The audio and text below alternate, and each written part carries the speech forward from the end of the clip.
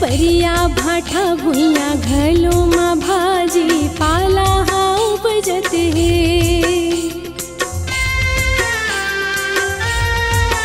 हाँ सावन के महीना सुघर रिमझिम पनिया बरसत है। परिया भाठा भुइया घलो माँ भाजी पाला हाउ बजत है। झुलना बंधागे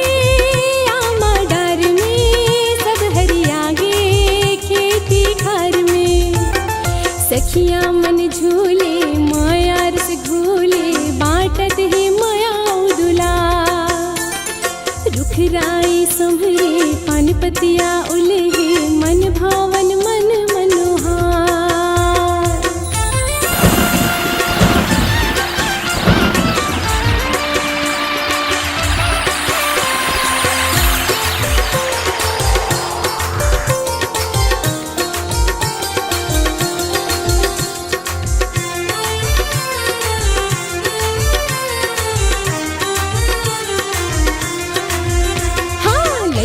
पिचका मन गाँव गली में गेड़े के मजा लूटत है।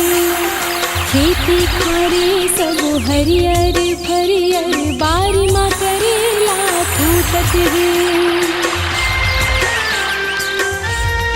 हाँ लइका पिचका मन गाँव गली में गेड़े के मजा लूटत है।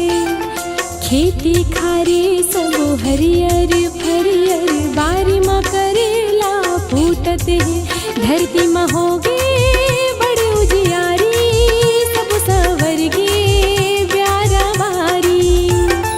कोई हक के बगिया हम के छल छल